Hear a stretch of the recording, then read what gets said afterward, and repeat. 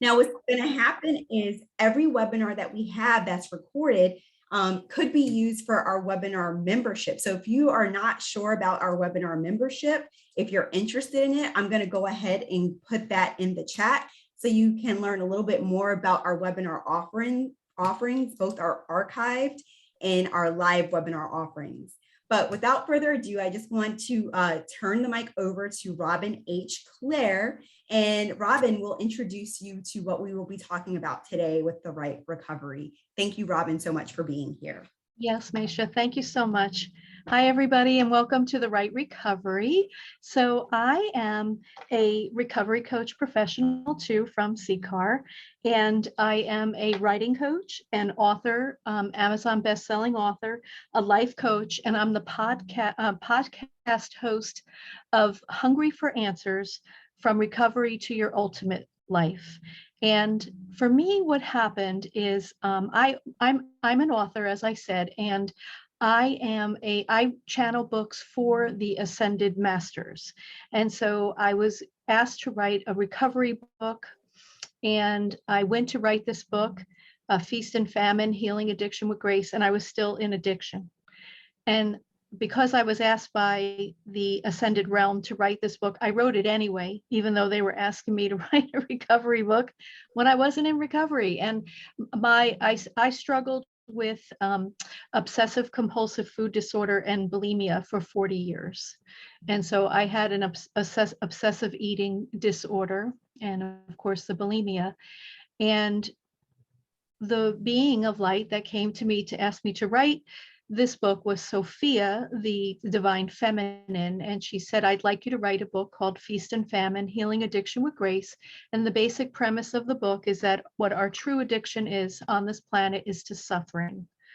And if we don't heal the trauma associated with our suffering, then we look for addictive behaviors and vices to make us feel better from our suffering.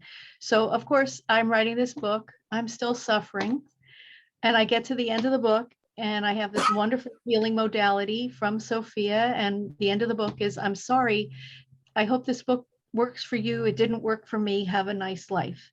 So I'm like, I can't publish that. So I put it down until I could come into recovery. But what I realized is that even though I was still in active addiction, the art of writing that book was what moved me to be able to come into recovery. Because I started writing my addiction story before I could write my recovery story. But lo and behold, I was still writing my recovery story. So then I wrote this book, and then I kept getting messages from the divine realm to become a recovery coach professional. And I'm like, well, I don't think I want to do that. I'm a writer. I don't think I want to be a traditional recovery coach, but I did it anyway, and I loved it. And then I was walking in the reservoir, and I received another message, and I heard 3 words: the right recovery. And I'm like, spelling please. And they're like, WRITE, because right, it could be right? The right recovery. And I'm like, oh, that's interesting. So there's the intersection of my writing as an author and my recovery. And then by that time, I was also doing writing coaching for other aspiring writers. So that's my background as to where the right recovery came from. So this program is intended to help you discover how writing can lead to a more impactful recovery for you and for your recoverees. So as we begin the program, I'm hoping that you each have a pad and a pen or a pencil, because we're going to be doing some writing. Okay, so this is my quote. This is what I discovered. When you write your recovery story, your recovery life story, you heal yourself. When you share your recovery life story, you heal others. So simple, right? For this group, because we're constantly sharing our recovery story. So I believe that writing is just another way to do that. And so this is my quote. This is what guides my entire business as well. So we're going to jump into their 7 steps, and there's going to be activities and conversations. So I hope you all will join in the conversation. So the first step in the right recovery is understanding how writing and recovery work together. And so what do I mean by this? Why we're starting here, why we're starting on writing and recovery working together, is because we want to understand the impact of the written word on your life just in general. You know, was it a good experience for you? Did it create fear in your belly? Because it can be really intimidating to write. Because I think there's a handful of people that come into this world and say, I'm going to be a writer. But I don't think the rest of us did that. I think we had other aspirations. So then for someone to think, wow, could I be a writer? I knew I was totally intimidated. I've done 5 books now, and I'm still intimidated actually. So it doesn't go away, but it's exciting and it's fun because once you're in it, oh my gosh, it's so amazing. It's so amazing because your life becomes your writing project, you know, and then the universe starts providing you with information and ideas for you to write with, even, you know, in poetry, even things, even of that, like the more you're into it, the more inspiration you have. So the exercises in the webinar are designed to help you release the fear of what is holding you back from writing, and what can actually help you have a really wonderful life, because writing is something that you can do on your own or in groups or with your clients. All right, so let's do, okay. So writing opportunities happen in all parts of your life. You were writing in school, you maybe have been writing at home, your poetry or journaling. And then at work, maybe you're in a position where you have an opportunity to write for work and influence how your customers experience. And then community, if you're writing for, you know, a recovery organization or your house of worship.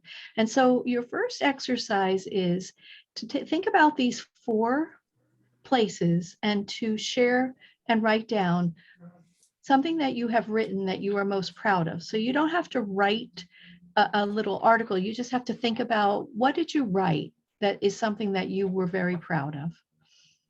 And I'll just give you a couple of minutes to look at that.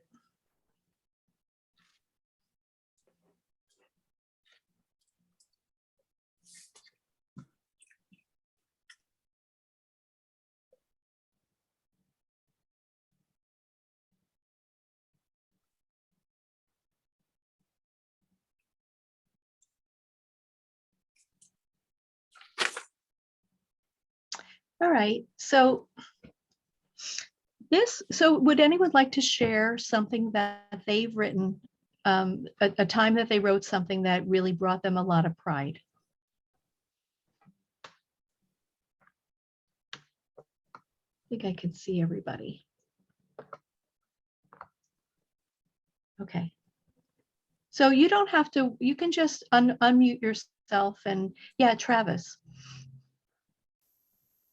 So I wrote when I was in early mental health recovery, I wrote what they call in the poetry community a chat book. And I did a 30-page chat book, basically going through that entire time in my life, which included the death of my grandfather and the job that I was in that was kind of ruining my life. And it not only was it daunting because I've never written a 30-page anything in my life, but it really helped take me through the process. And I'm really proud that I was able to do that. Yeah. And did you think that it helped with your recovery? Definitely did. And at the very least, it was a good starting point.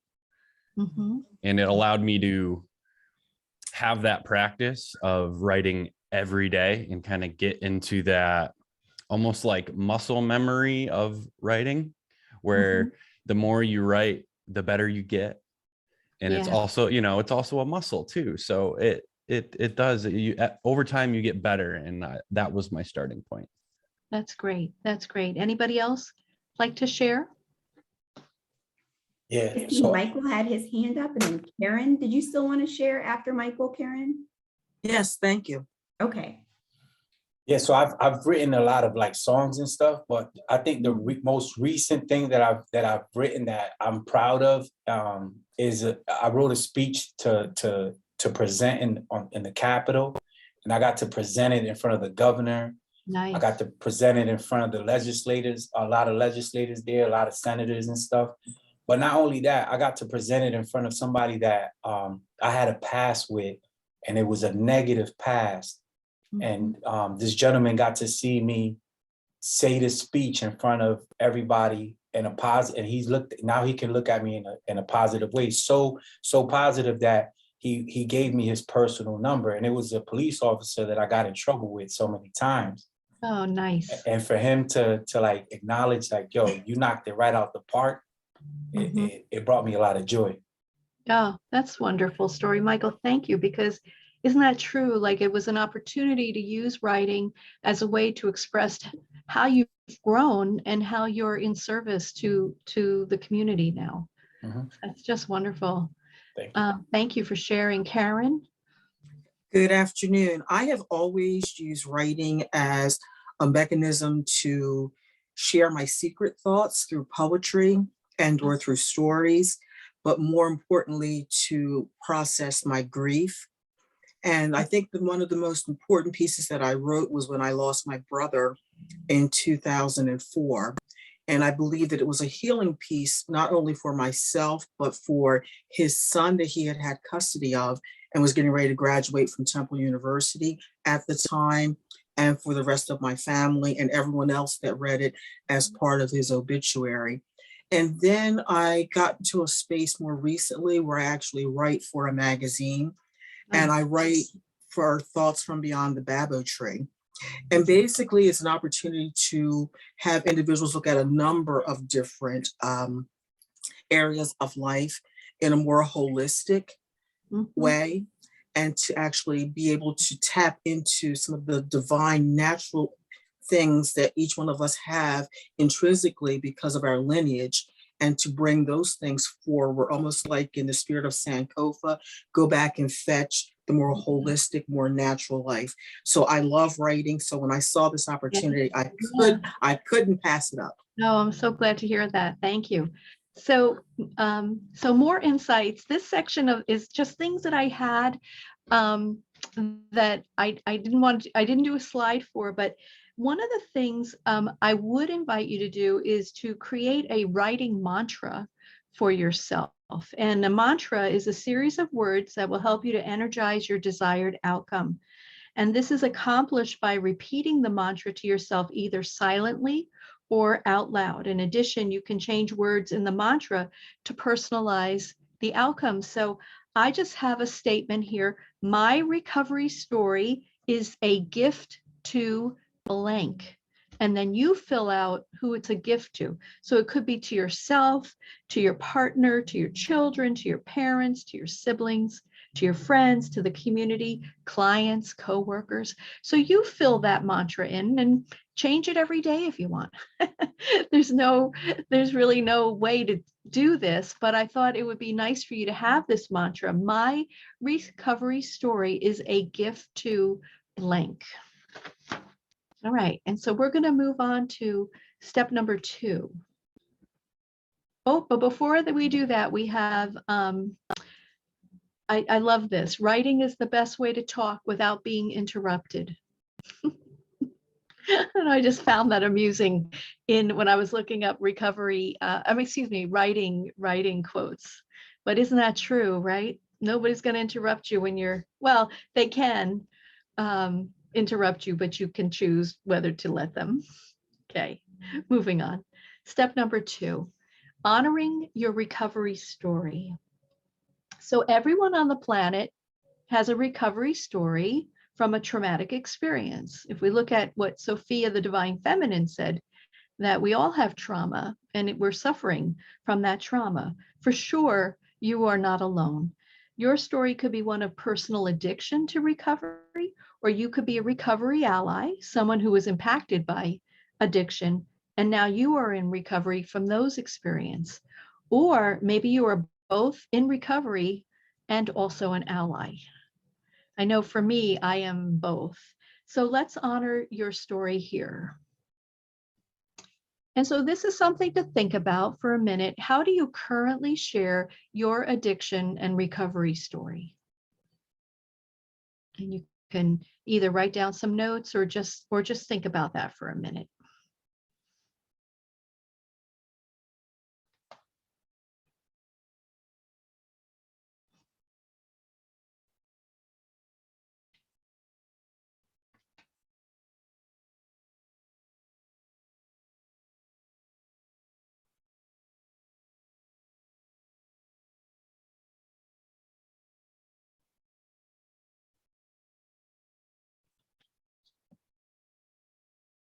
All right.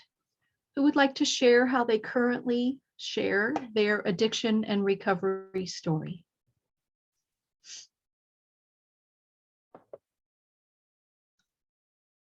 I'll share. Oh, Okay. go ahead, Misha. No, you go first. You go first.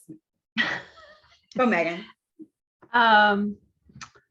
Yeah, so yeah, probably half of this room already knows this, but so I believe that we don't just have a story, we have a tapestry of stories. It's hundreds and hundreds of stories. So I don't refer to it as like my recovery story. I believe it's an infinite number of stories that are even bigger than just our recovery, like they're just life stories that have addiction and recovery in them, because that's part of my life. But I do creative nonfiction and personal essay, but the thing that is like my life's work is personal narrative storytelling around stories of recovery. And so I try in the way that I convey stories about this to just be very human.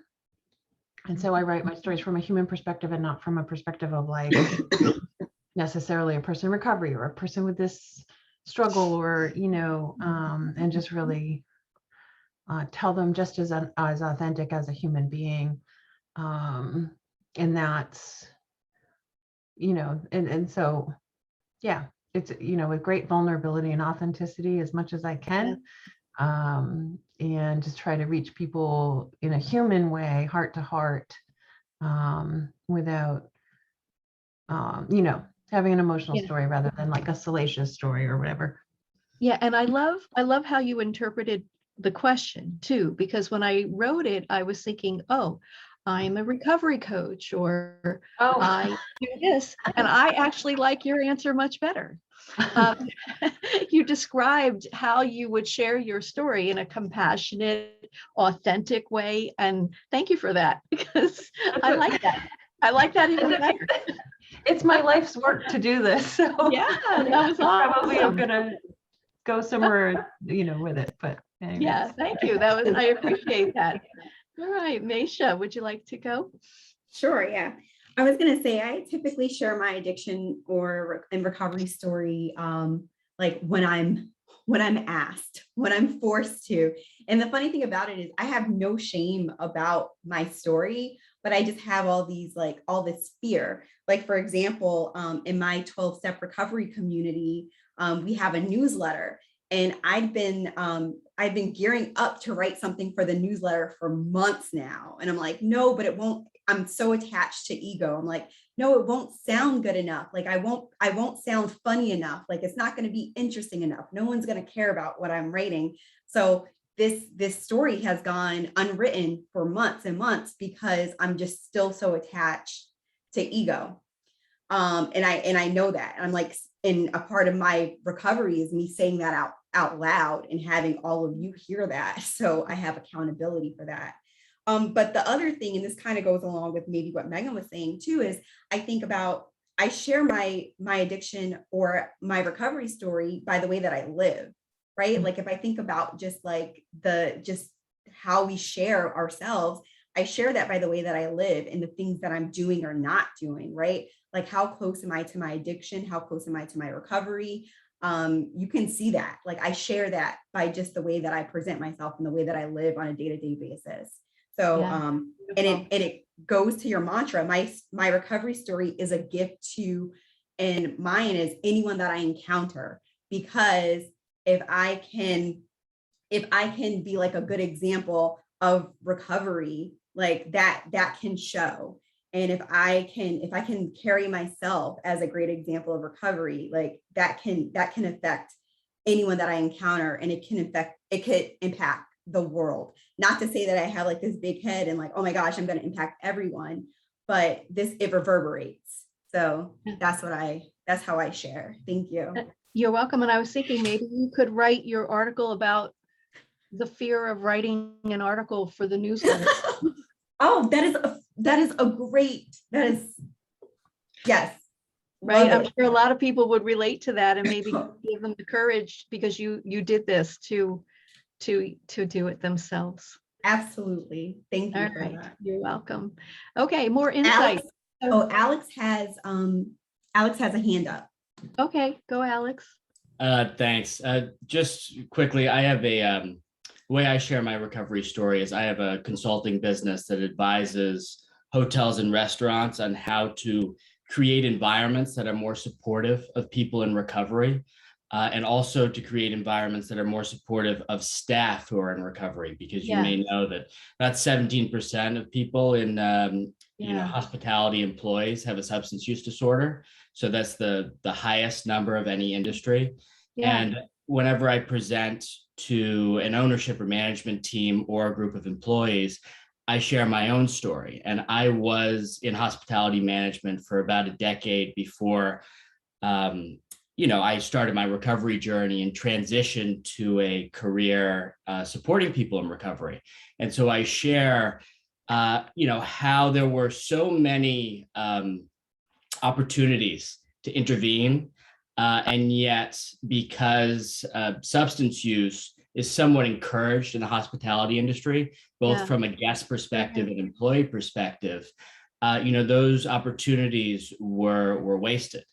And so I, share my story both from an employee perspective and from an employee perspective, from a manager perspective, and also from a guest perspective. I travel quite a bit. And, now in longer term recovery, I'm not as tempted.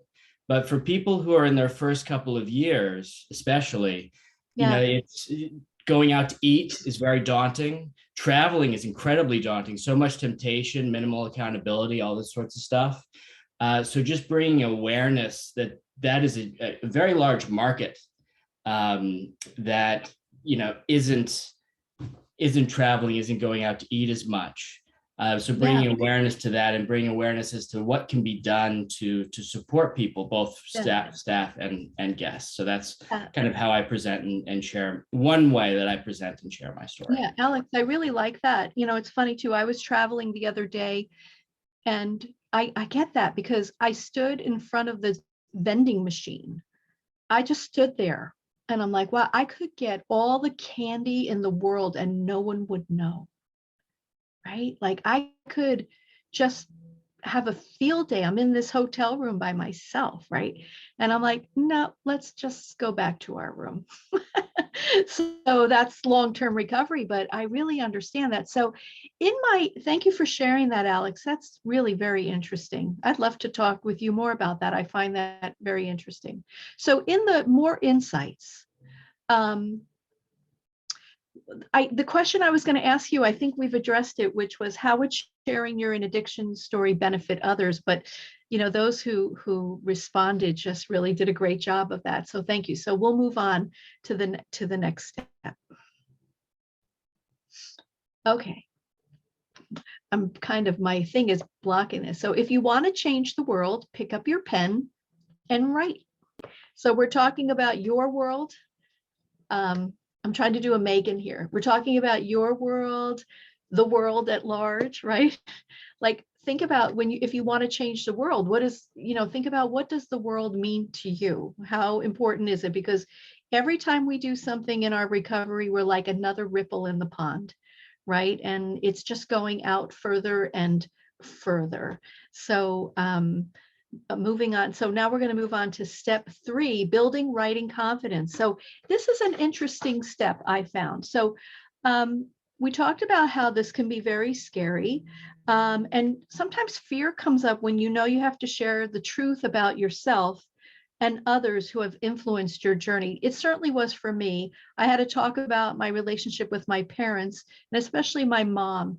We've had this eating disorder, disordered eating, however you want to refer to it, for 5 generations back. So writing about my mom, talking to her about it was very scary. So there is a fear that comes before the fear of truth telling, and that is the fear of writing itself. So I thought, let's just do a fun question to just get, the fear out onto here. And so here is the question.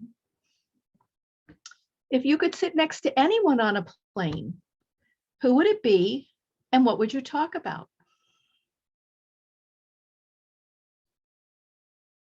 I'll give you a few minutes for that one.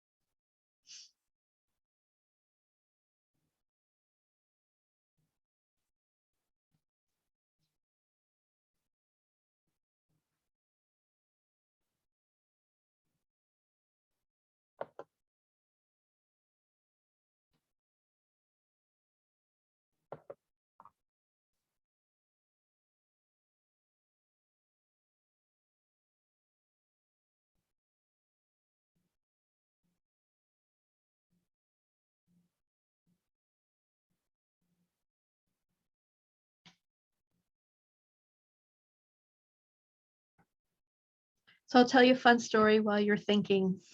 I had a speakers bureau at one point. I had 100 people in the speakers bureau. I didn't even know half of them, but I wanted to get down to like 10 key clients. So I went through this process. The first process was I asked myself, have you ever heard this person speak? Or have you ever experienced their healing modality? And that brought me down to 50. Then I asked myself a question, do you actually believe in what this person is doing? Can you buy into it? Do you believe in it? And that brought me down to 30. And then the next question I asked myself is, if you had to sit next to this person all the way to India and back, would you be excited to do that? Or would you be like, oh my God, I can't believe I have to sit next to this person for 22 hours each way. And so that actually got me down to my 10 top speakers, because they were the people that I, 1, have experienced their work, 2, believed in their work, and 3, really like them. And then I became their agent for those 10 people and helped them to succeed in their thing. So I just, that reminded me of this little story reminded me, this question reminded me of that. So, all right. So who would you like to sit next to on a plane and how come? What would you talk about? Oh, come on now, folks. My experience would kind of be like a Michael Fox experience, Back to the Future. And yeah. I would want to sit next to my great-grandfather. Mm-hmm. And I would want to sit next to him because through oral history, I know that my grandfather actually went back and bought him and brought him north. Mm. And just through oral history, they know that my great-grandfather was over 108 because of the things that he could articulate from memory. So I would like to just be able to sit with him and talk with him about all of those things that he experienced. And if he has been able to peek into the future to see what his son, my grandfather, was able to accomplish, what he thinks about that, and what he thinks about each of the other emerging generations, and for him to be able to impart into me what else I need to be doing during my time that I am here, that plants the seeds for others to prosper. You know, and Karen, it reminds me of the indigenous healing tradition that say that when you become the hero of your own family and you do your own healing, you do your own recovery, it helps generate 5 or 8 generations back and 5 or 8 generations forward. So to be able to talk to your great grandfather would be very cool, to be able to see what was going on back then. I like that. So and it's funny too, is there anyone else that would want to share? Anybody write anything down that surprised them? I'll share because you just segued nicely into into mine.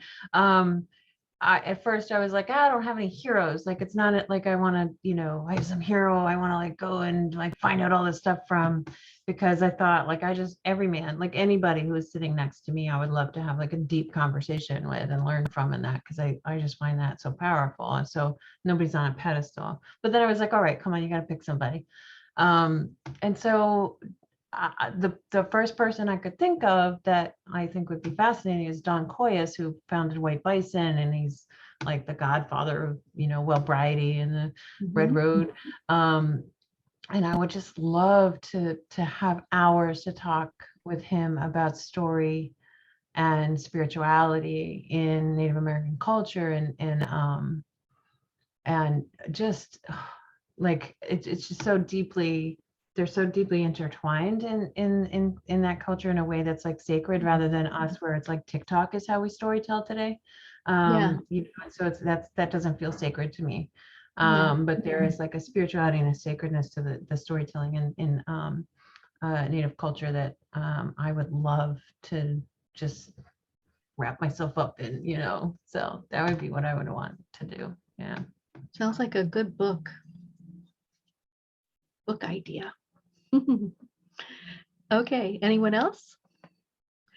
Okay, so moving on to more insights. It's funny because the question I had for the more insights was, if you could go back in time and ask questions to someone, who would you talk to and what would you discuss? So Karen, Karen did that for us, but is there anyone that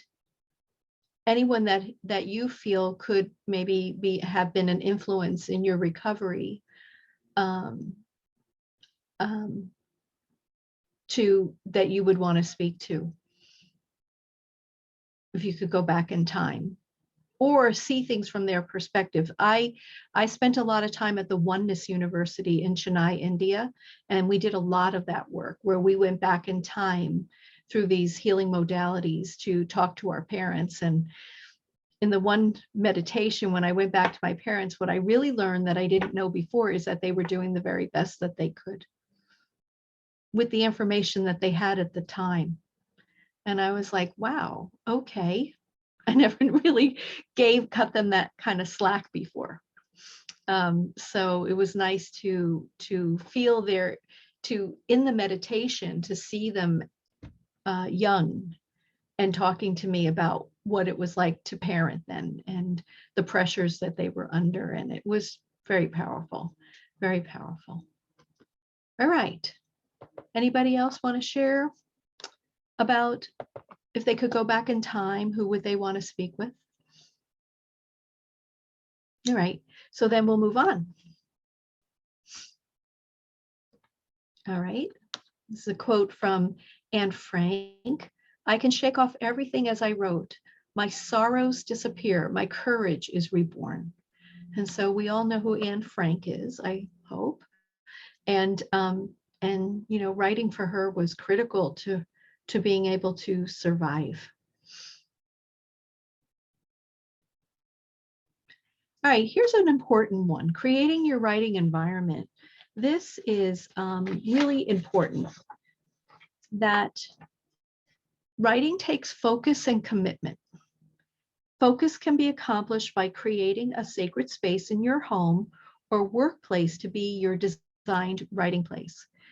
To me, that's very important. Like, I actually have a separate writing desk. It's a tiny little desk I picked up in Staples, I think. It's an adult desk. It's not a kid's desk, but it is my writing desk. It's not the desk I pay bills at. It's not the desk I work at. It is my writing desk, and it has all kinds of wonderful, sacred things on it. And it has a great light and candles. And so when it's like a meditation station, but the meditation is my writing. Michael, you look like you want to say something. It's funny that you say that, because when I used to write a lot of songs when I was younger, and I would always pick this certain spot in my house when I lived with my mom's. And it was a her walk-in closet, but I made it my own with this little corner.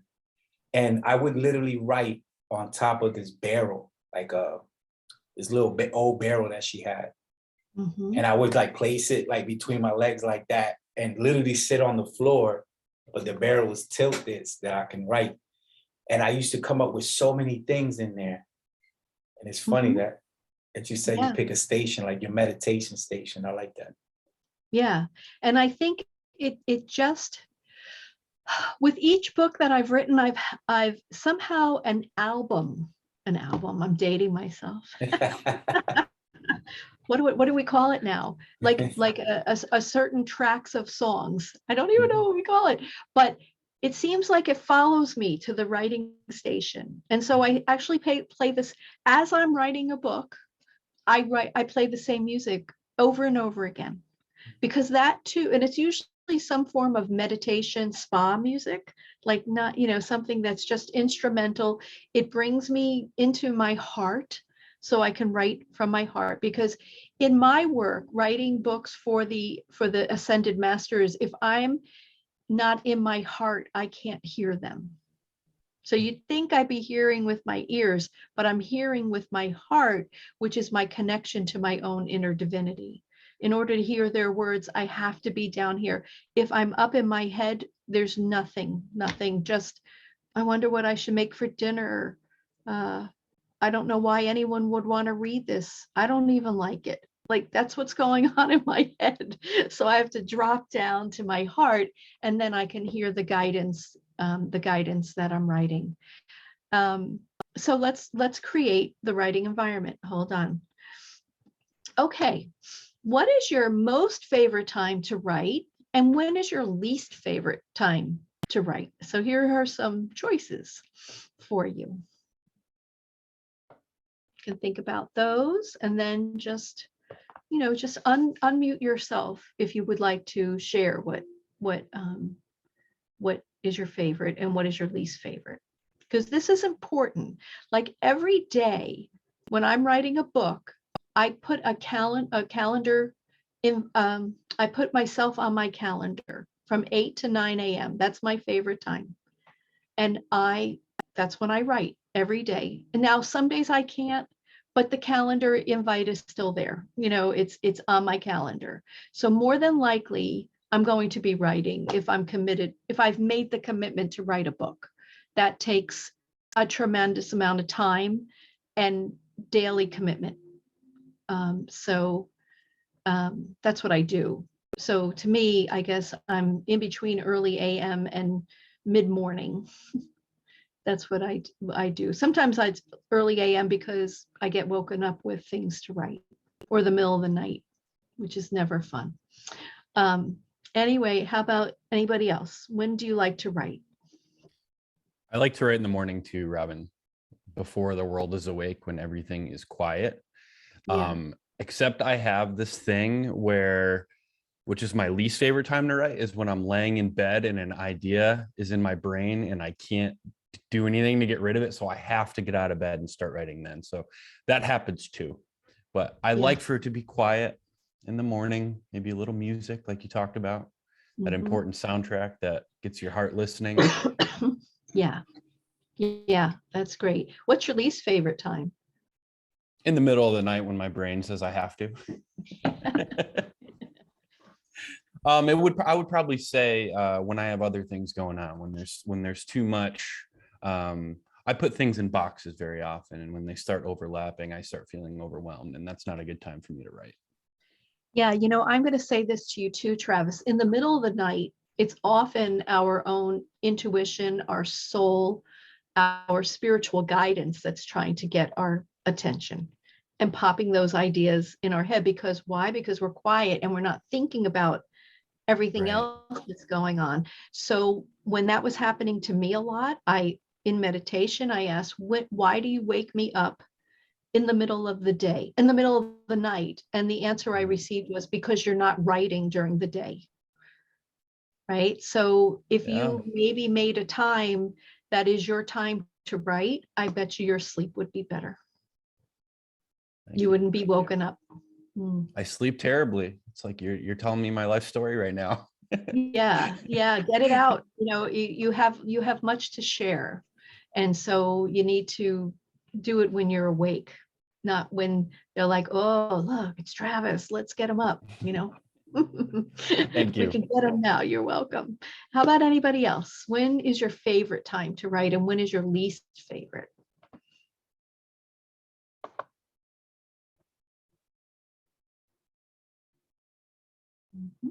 Hold on. My favorite time is when it's just very organic. It just, something hits me and it flows very naturally. I don't like to write when I'm forced to write or when I'm on deadline with something.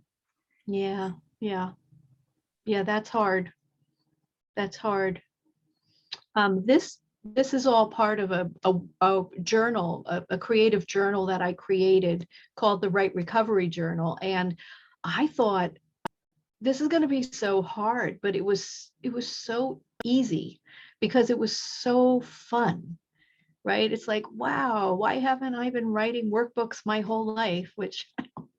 But it was just so creative. And so I invite you all to this process of writing a workbook or writing that. I know who I'm talking to. Many of you are on the CCAR staff, so you're constantly writing workbooks, but I was just really loved it. Is there anyone else that would like to share before I go to the more insights? Okay.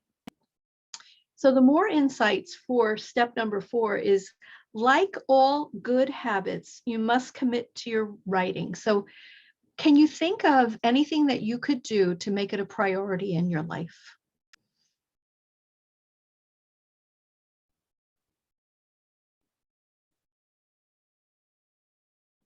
Oops, didn't mean to do that. Sorry.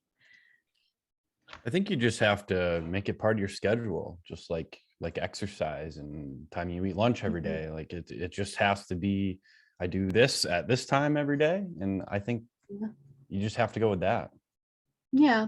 Or even like what Karen said too, when the insight hits you, and you can, obviously not always, we can't just say, oh, I have an insight, I'm leaving the meeting, right? We can't do that during the day, always, but at least take down a note. There have been many times where even in the middle of the night when I didn't want to get up, I either take down a note or I just pick up my phone and I send myself a text with what I was thinking about so that I don't lose the insight or the idea. Karen, you're shaking your head. Yeah.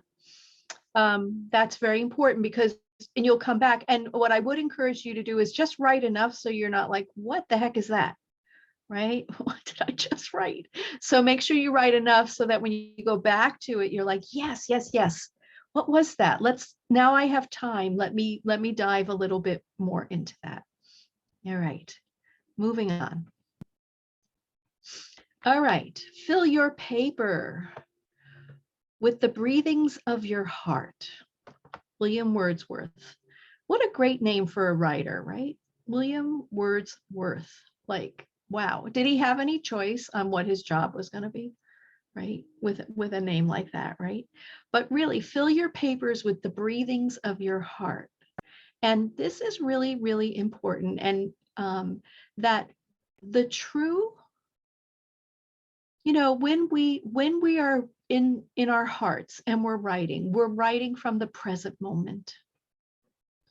When we're in our head and we're writing, we're typically writing from fear of the past, regret of the past or fear of the future. So the more that you can learn to drop down into the breathings of your heart, the more profound your writing will be. And profound in the way, maybe in how it's structured, but profound in your own healing and profound in the healings of others if you choose to share it. So moving on to step 5, this is one of my favorite topics because this is how I write, connecting to your intuition and guides. And so would you be willing to welcome your intuition and your spirit guides into your writing process? If you do, it's good because spirit is 100% committed to writing with you. You just have to learn how to do it. And it's not hard. You have to learn how to do it, but you have to also be truly committed to it. Because there's a lot of information, the whole creative process, inspiration in spirit, right? It's where the word comes from, right? It's your guidance, your own heart, your soul, whatever you're in, whatever angel, spirit guides, whatever you're into. There's all levels of connection and there's all levels of support for your writing. And I'll be teaching a course later on in the year next year called Write with Spirit in the spring, teaching folks how to basically channel their writing. And it's always a fun course. Now, to get started to do that, you have to enhance your connection to spirit. You need to listen to the inspiration from your intuition first. Your intuition is the language of your soul, right? It's when you have an intuitive hit, it's your soul talking to you. Whether you choose to follow it or not, that, Eve in the Garden of Eden guaranteed us free will. So you don't have to follow your intuition, but when it's strong, so here's a good example. Leaving to go on this little mini trip, I saw my inhaler on my nightstand. I hadn't put it away. I'm allergic to wet fallen leaves. I'm like, there's been a frost. I don't need my inhaler. My intuition was shouting at me, bring this. That night in the hotel, someone was smoking in the hallway. And I went into a full-blown asthma attack in my room in the middle of the night, and I needed my inhaler. Like, to me, a lot of times I'll get those intuitive hits and I might ignore them. But this time I'm like, it was so strong. I'm learning to recognize them stronger and stronger each time. So my question for you is, can you describe an experience, you can write it down if you would, when you asked for guidance and it arrived in a way that seemed way beyond what would be a normal way to receive it. So I'm asking if you've ever had an experience where you asked for guidance and the way that it came to you was maybe not ordinary channel, right? And meaning that you're like, wow, that was kind of crazy how I got that information or how that person showed up in my life. And this is all part of the connection, right? Honoring the connection because we're all energy, right? So there is no level of connection that you don't have access to if you want that. That I've seen in my own writing. It's been pretty amazing. All right, so who would like to share if they've had an experience where they were really like, that is crazy that's how that happened? I can't tell. Oh, Maisha, please. But yeah, so if anyone like listened to the podcast that I did with Phil, this is probably repetitive.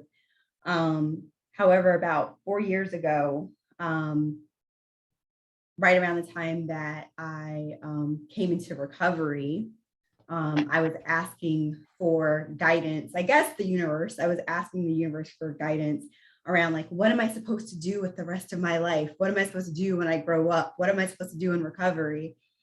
So I asked to interview some women just so that they could tell me what their pain points were. And then I interviewed these women and it was great. But around the same time, I found a lump in my breast. And I happened to interview a woman like within the same week who was undergoing breast cancer treatment. Wow. And we talked about the lump in my breast. We came in we stayed in contact with one another. So when I was told that it was just fibroadenoma and to come back in 6 months, I didn't really trust that. So I went back to the woman that I had been speaking to and I said, I don't feel good about what they're saying to me. And she's like, go ask for a second opinion. I asked for a second opinion. Turns out I had breast cancer, but that whole situation turned out in a completely different way than what I asked for to begin with. I'm like, what am I supposed to do with the rest of my life? And the answer was, you're supposed to take care of yourself for the next like year, and you're supposed to, treat your breast cancer. So that was just like a bizarre experience. So anytime I get a chance to tell that story, I try to. Yeah.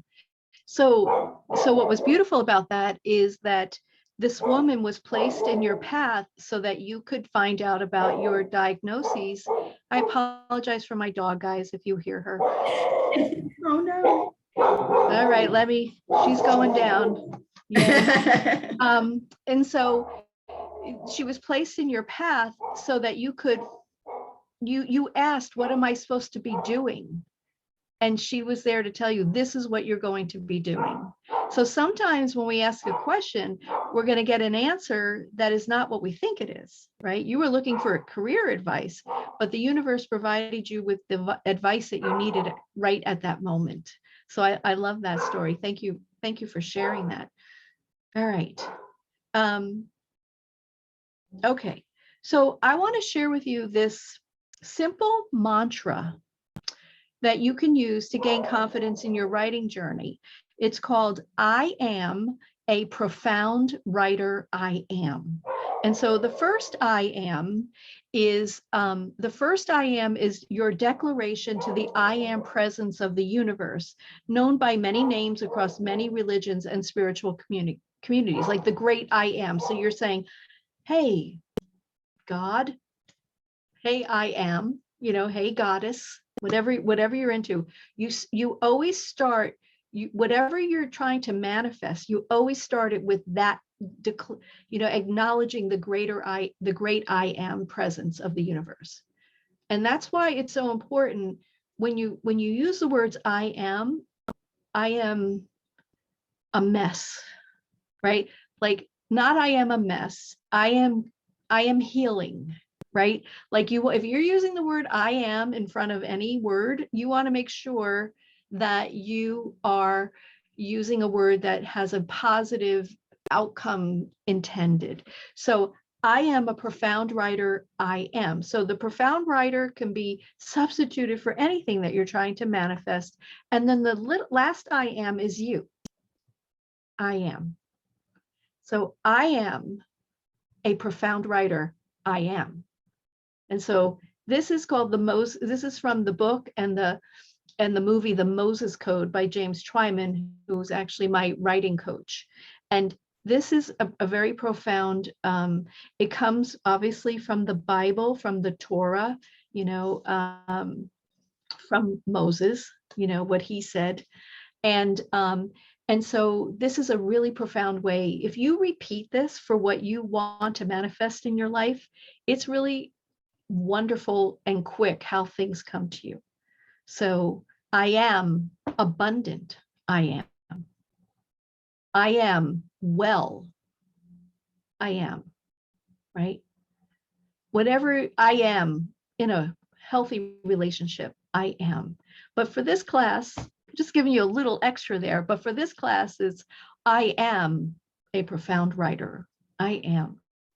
And so I invite you, as our more insights, to repeat that mantra many times as you're embarking on your writing. All right, so moving on. The discipline of writing something down is the first step towards making it happen.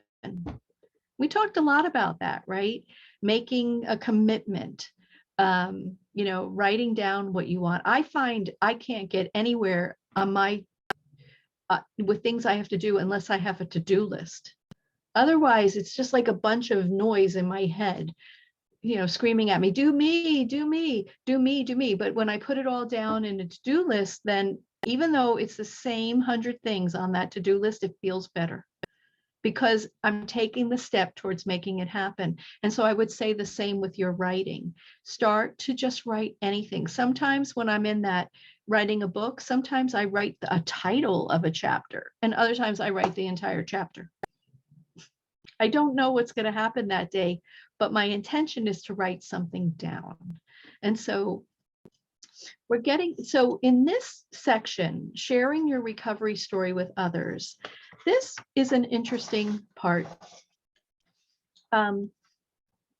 I wanted to talk to you about some general guidelines for writing. These are things that we may have learned or not learned, but I found them very helpful in my writing journey. So every good story has a beginning, a middle, and an end. And so as you're thinking about your recovery life story, think about the beginning, just outline the beginning, outline the middle, and outline the end being where you are today. Obviously, you're going to continue to grow, but every good story has a beginning, a middle, and an end. So the beginning captivates the reader to learn more because your introduction enables them to relate to you. So you want them to be able to relate. The middle is where you share pertinent facts about your journey, public and private facts about your addiction and recovery, and interesting stories from your life.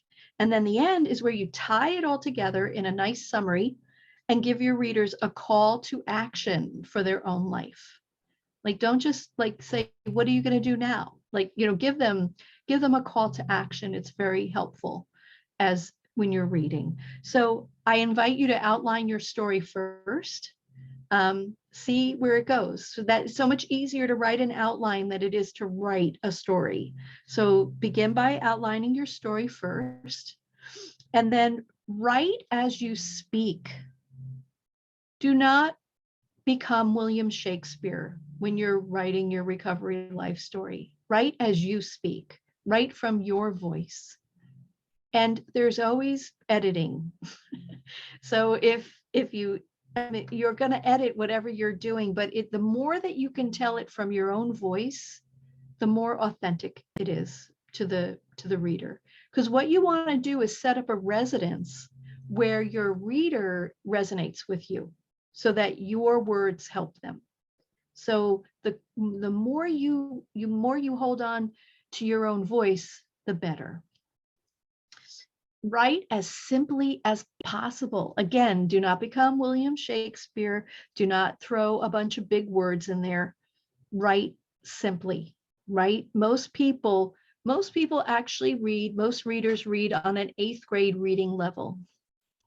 So write simply. I always write like I'm trying to explain it to my mom who's 94. And then so if she gets what I'm doing here as a spiritual writer, I know I've made it. So that's what I would say to you, write as simply as possible. Try not to use acronyms or jargon. If you went to AA, write Alcoholics Anonymous. Nobody knows your jargon, right? You might think they do because they're in the recovery world, but don't use jargons, and try not to use foul language in your writing.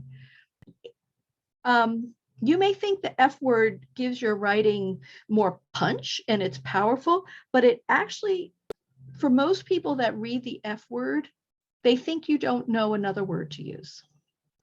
So I just edited a full book where someone was really big on the F word because he was writing it. It was a man writing it for men.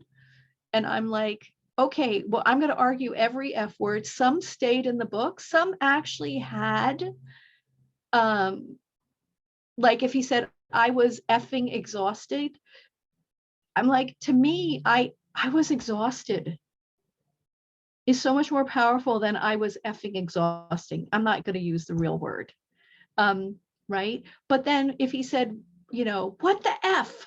Okay, what the F? Like you can have that F word as your editor, developmental editor. I won't argue with that one. So don't use the F word. It's not as impactful as you think it is. Make sure the last sentence in your paragraph ties to the beginning sentence of your next paragraph. So here's a good example. Before I knew it, my evening of drinking turned into a blackout, which landed me in the hospital. Next paragraph. I could not believe that I drank so much that I had to have my stomach pumped. I lamented at the time. Will I ever learn? Will I even find the strength to change? So do you see how we ended one paragraph with something very powerful? I wound up in the hospital, and then we start the next paragraph in the same thought process, but with more. And always spell and grammar check your writing. So next guy, oops. So more insights, feedback is really an essential tool for both a writer and a new writer and an experienced writer. Take some time to get feedback on your recovery life story. Who can you ask? Family, friends, coworkers, clients, clergy, therapist, coach, your sponsor, right? Everyone will want to read your recovery life story. So get feedback, especially if you're going to use it to help support others in a professional way. And the last is, how do you know when your writing is complete? You will know if you learn to develop your own intuition. You will know. It's like something happens and you're like, this feels complete. It really does. And so you're ready to move on. So trust your inner knowing that you are complete with your writing.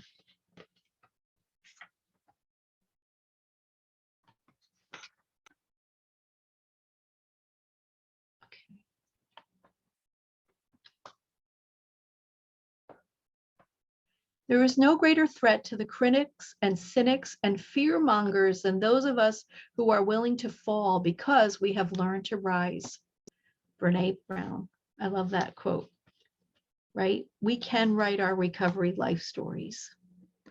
And so the next step is publish your written recovery story. This is the last step. At times writing your recovery story did feel scary and confusing and perhaps even brought up more healing opportunities.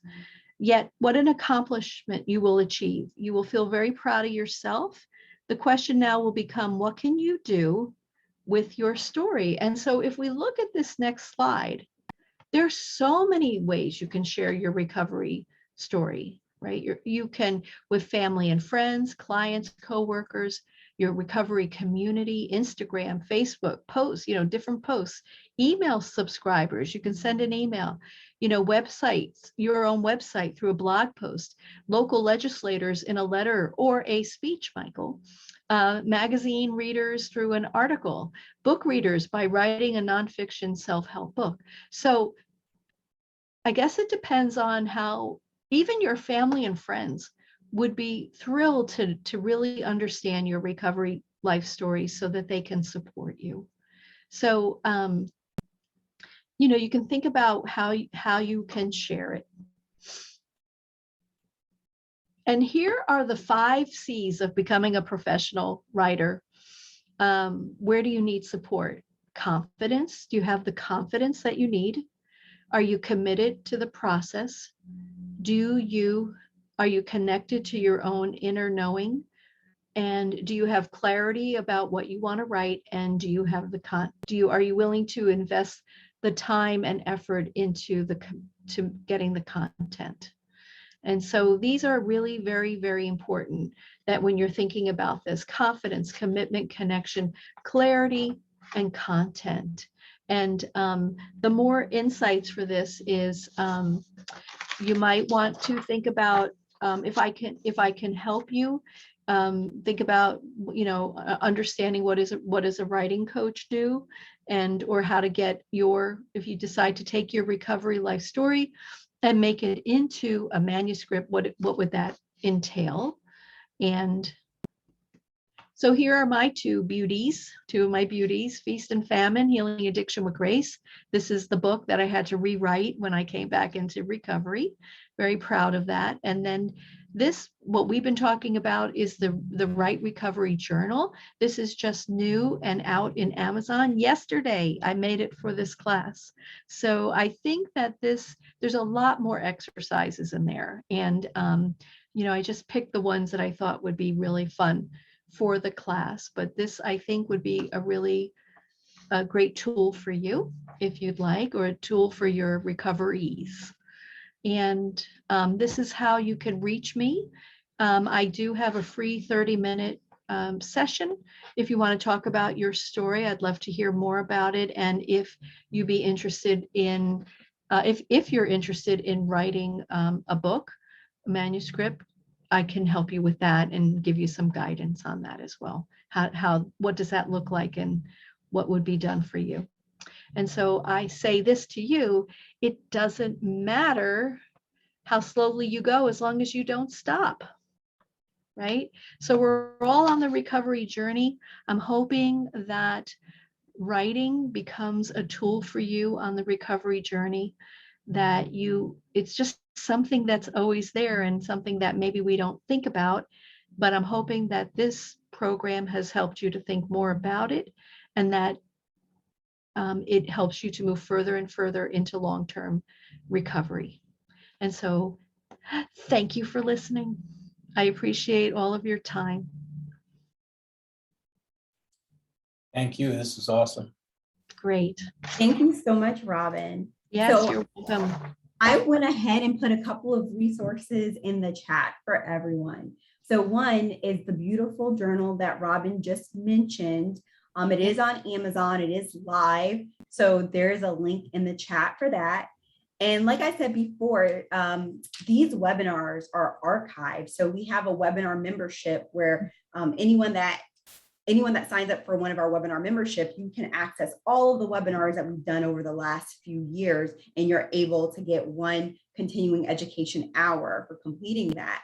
So if you're interested in learning more about the webinar membership, if you're interested in just seeing some of the webinars are actually just up on the website. So if you want to use that for your own professional development, they are there for you. So I put that in the chat as well. If you do have any questions or concerns, please go ahead and email me. I put that in the chat. My email address is nasha@ccar.us. If you have signed up for this webinar through ProTracks and you're getting continuing education hours for that, please sit tight. I'll go ahead and I'll mark your attendance off in ProTracks, and then I will send you an email just confirming that you are all set and squared away, and you can get your certificate of completion for that. So thanks everyone for being here today. I really appreciate it. And Robin, thank you so much for your welcome. read. This is really interesting. Thank you so much, everyone. Yes, take care, everybody.